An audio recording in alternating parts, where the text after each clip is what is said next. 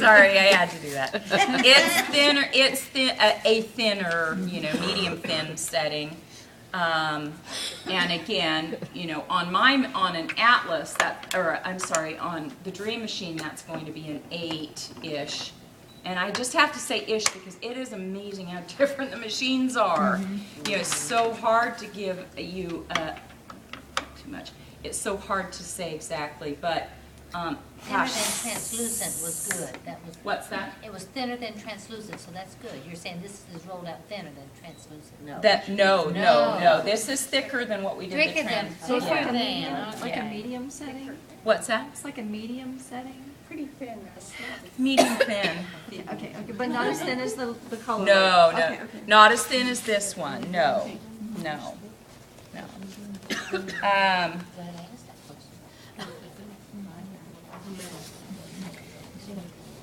And there are the Atlas machines. I mean, it really amazes me how thin those Atlas machines roll. I wish this one did that. That's one of the things that I would, if I could have a wish list of the Dream Machine, it would be that it rolled to thinner settings, because a 10 on this machine is, just nowhere near as thin as you get on an Atlas. It's weird because mine is really thin. On the Dream? Really? Yeah. Mine isn't that. They probably fixed it after I bought mine. It seems like the 1 through 3 on mine is very similar in thickness. Is it making a noise too, 1 through 3? Mine started making a noise, 1 through 3. Acts like gears or something. Oh, goodness. Tell them about it. They'll fix it. They're really good about fixing stuff. I'm on number 3. Machine? Yeah, I usually use number 3. So now what I'm going to do is I'm going Huh? to, So you back it. But I was one of the first people to get one, so I've kind of done a little bit of beta testing. so those of you who were in my class, my Bargello class, you saw that we made a little stack. And that stack consists of the color on the top, and then the white next, and then we're going to put the black on. So you're just going to take this doubled sheet, lay it on your white, trim around it, now lay it on your black and trim around it. The black is basically the same thickness as Yes, the white? yes, they're all 6. But they're both thicker than, they're each thicker than the color layer. Right, and I'll leave this up here if somebody wants to come and see what my thickness is for my black and my white. That's it right there. Please don't worry about trying to measure and get things perfectly. Just slap it out there. For one thing, because you don't need to make it perfect, but also because this class is pretty tight time-wise, and so we really want to stay on track. And so, you save your analness for the times when it matters, and it doesn't matter here. So now what we're going to do is we're going to roll this through the machine on successively thinner settings. And I like to roll it, turn it with each time through the machine, rolling it in the different directions, just so that I don't end up with a lot of long dots or lines, because that's what you would have if you kept putting it through the same way each time. Now, what you can do, I am not going to do this, but just for the sake of time, but what you could do is you continue to make this thinner and thinner. As you get going, and you can see, if you're losing your color too much, you can come along then, and you could come along and put on more color at this point, okay? So, and you kind of get a better picture of what this is looking like when it thins out with that white behind it. And so, go ahead and put more color on, but really, again, keep track of the time. I mean, certainly. I'm sorry, kicking you, Jane. That's all right. I meant to do that.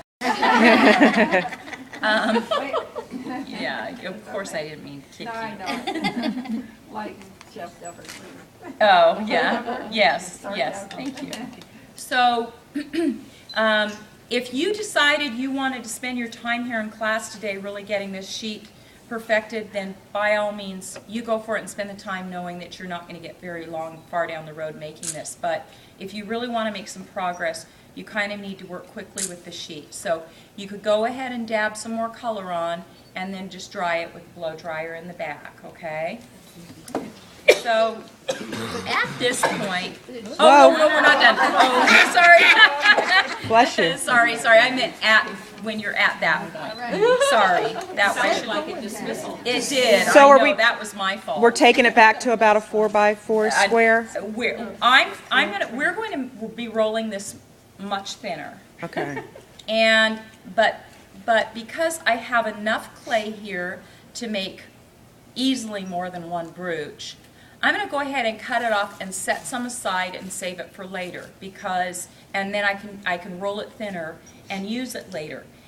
Better that than rolling it all thin now, because if I roll it all thin now, if you've used Kato especially, it's going to start to harden up a little bit, and that very thin sheet can crack. So if you keep it thick, as much as you can that you think is extra, if you keep it thick, you can always roll it out later and use it. If you roll it all out now, you got to use it immediately, okay? So I'm cutting it in half, and then I'm going to go ahead and roll thinner. And I am going to, again, I'm going to take this up to a 10. How far down did you go before you cut it?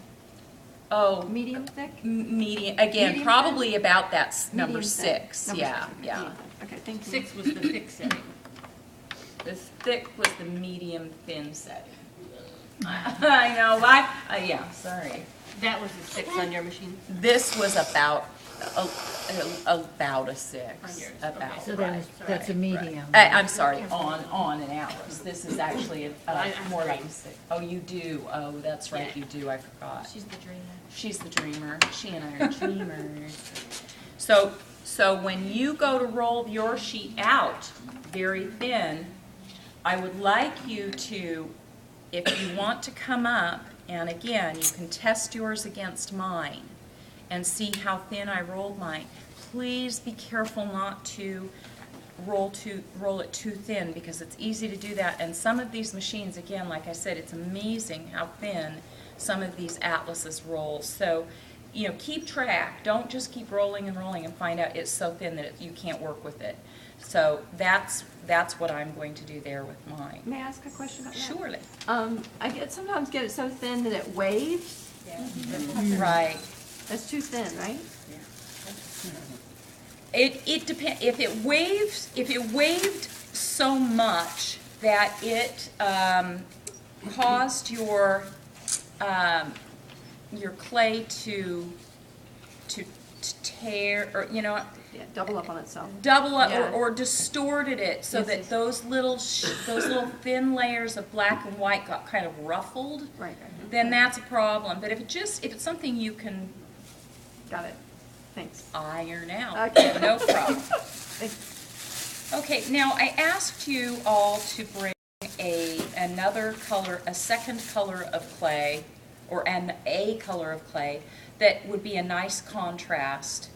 Y'all with me? And I kind of said copper, gold are nice choices. What that is that's this color underneath that you see exposed when we slice it.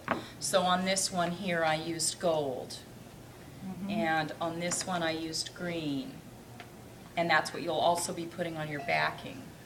Okay, so I'm going to use green for mine. So what you want to do is run it through your machine and get it nice and warm.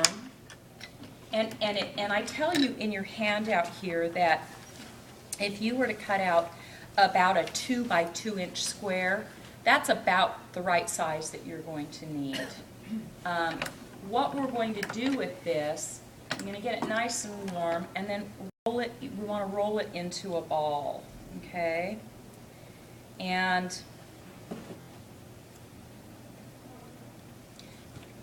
when it's nice and warm, it's much easier to roll into a ball. So that's why I have you do that. I'm going to get it rolled into a ball, and then I'm going to press it down on my work surface, because what I'm trying to do is make kind of a domed shape.